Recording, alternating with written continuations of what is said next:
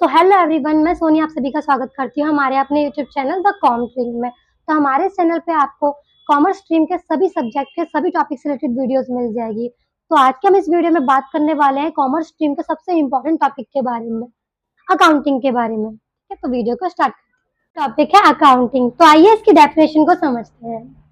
Accounting is a systematic process of identifying, measuring, recording, classifying, summarizing, interpreting and communicating financial information. So accounting जो है ना एक systematic process है, means इसमें हमें स्टेप बाय स्टेप चलना होता है, क्लियर स्टेप्स होते हैं जिसके थ्रू अकाउंटिंग होती है। ठीक है, इस स्टेप्स के अंदर आता है identifying, measuring, recording, classifying, summarising, interpreting and communicating तक। ठीक है, तो आइए आइडेंटिफाइंग को समझते हैं।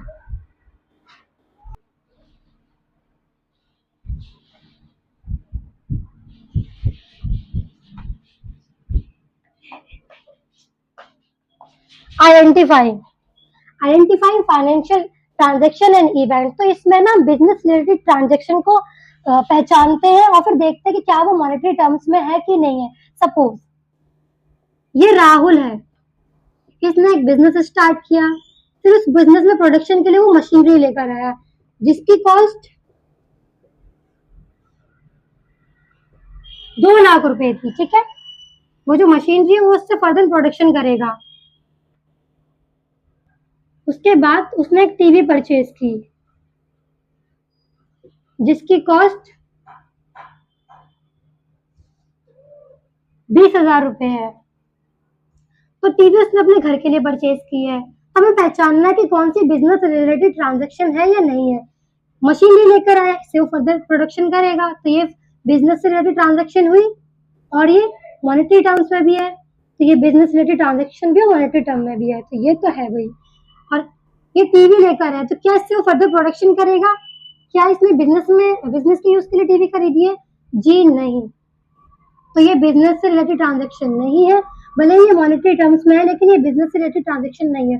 तो फर्स्ट स्टेप ही हमारा ये होता है, हमें पहचानना होता है कि ये बिजनेस से रिलेटेड ट्रांजैक्शन है या फिर नहीं है। ठीक है, और मॉनेटरी टर्म्स में है या नहीं है। सेकंड स्टेप होता है हमारा मेजरिंग।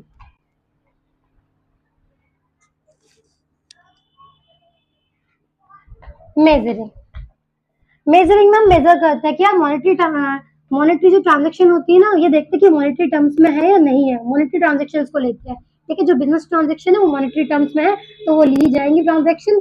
भले ही कोई बिजनेस ट्रांजैक्शन हो बट वो मॉनेटरी टर्म्स में नहीं है, वो उसमें कोई भी मॉनेटरी वर्ड्स नहीं आ रहा तो उसे यूज नहीं किया जाएगा। ठीक है, थर्ड में आता है रिकॉर्डिंग।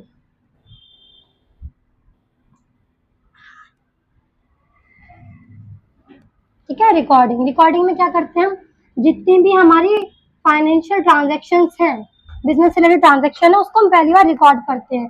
तो फर्स्ट टाइम रिकॉर्ड करते हैं ना, उसे हम जर्नल में करते हैं, उसकी हम जर्नल एंट्री करते हैं। ठीक है, इसके बारे में आप आगे पढ़ोगे। फोर्थ पे आता है हमारा क्लासिफाइंग।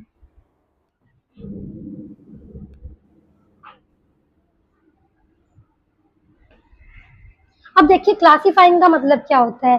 सिमिलर ट्रांजैक्शन को सिमिलर हेड में रखना होता है। जैसे मान लीजिए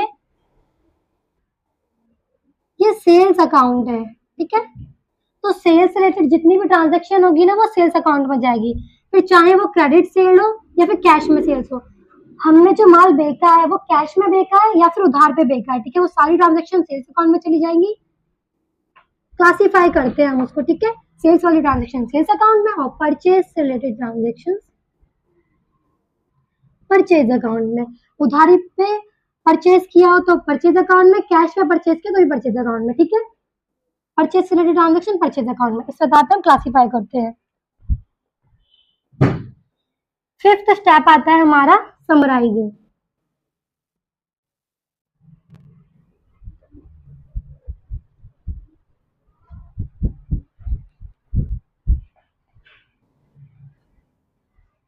समराइजिंग में हम जितना भी हमारा फाइनेंशियल डेटा होता है ना उसको इस तरीके से समराइज करते हैं कि वो इजीली अंडरस्टैंडेबल हो जाए। ठीक है, इजिली अंडरस्टैंड कर पाए उसे।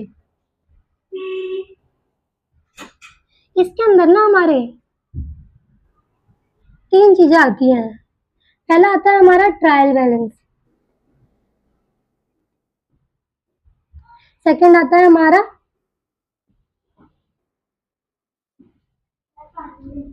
Trading and profit and loss account, ठीक है। और इसमें आता है हमारा बैलेंस शीट।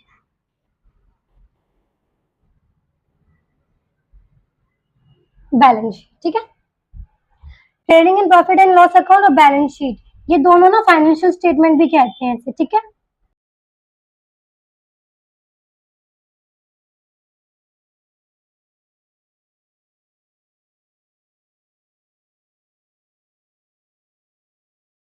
अब 6th नंबर पे आता है हमारा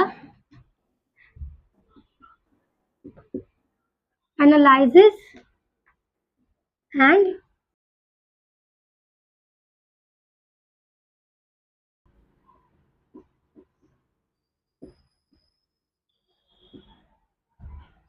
एनालिसिस एंड इंटरप्रिटेशन। इसमें क्या करते हैं, हम एनालाइज करते हैं हमारी फाइनेंशियल डेटा को, इस थ्रू एनालाइज करते हैं कि इससे मीनिंगफुल असेसमेंट निकाल सके, ठीक है।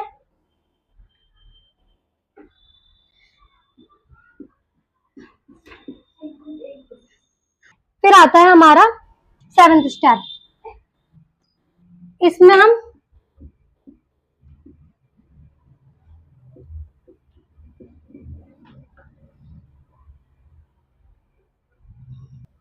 कम्युनिकेट करते हैं, ठीक है।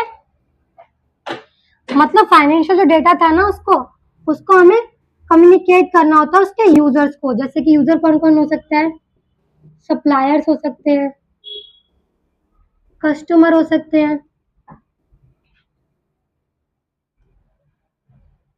गवर्नमेंट हो सकती है, और एम्प्लॉयज हो सकते हैं।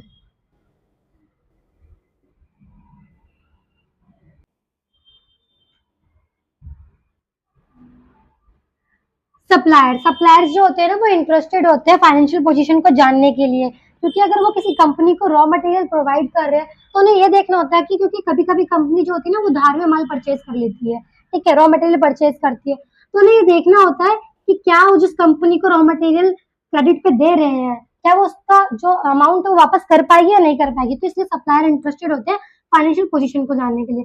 कस्टमर भी इंटरेस्टेड होते हैं, क्योंकि कस्टमर किसी कंपनी का अगर प्रोडक्ट बाय कर रहे हैं तो वो ये जानना चाहेंगे कि वो कंपनी एक मार्केट में अच्छी पोजीशन पे है या फिर नहीं है। फिर आता है हमारा गवर्नमेंट भी इंटरेस्टेड होती है फाइनेंशियल पोजीशन ऑफ कंपनी को जानने के लिए, क्योंकि अगर कोई कंपनी अच्छा प्रॉफिट अर्न कर रही है तो वो ज्यादा से ज्यादा टैक्स भी देगी, तो इसलिए गवर्नमेंट भी इंटरेस्टेड होती है, ठीक है। फिर लास्ट पे आता है हमारा एम्प्लॉयज भी इंटरेस्टेड होते हैं फाइनेंशियल पोजीशन को जानने के लिए किसी कंपनी की। क्यों? क्योंकि अगर कोई कंपनी प्रॉफिट अर्न कर रही है तो उसका कुछ परसेंट जो होता है वो एम्प्लॉयज को भी दिया जाएगा एज अ बोनस, ठीक है। तो ये भी इंटरेस्टेड होते हैं। बाकी मैं आपको बताना चाहूंगी आप डेफिनेशन ये भी लिख सकते हैं, या मैं तो आपसे कहूंगी किसी पर्सन के द्वारा अगर कोई डेफिनेशन को एक्सप्लेन किया गया हो ना तो आप बोल लेना, या फिर किसी इंस्टीट्यूशन के द्वारा, ठीक है।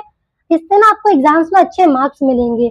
बाकी जो सारे पॉइंट्स है ना ये कैरेक्टरिस्टिक्स ऑफ अकाउंटिंग भी है, मतलब कि ये जितने भी पॉइंट्स है ना अगर आपसे पूछा जाए what are the characteristic of accounting तो ये सारे पॉइंट्स आप उसमें भी लिख सकते हो, ठीक है।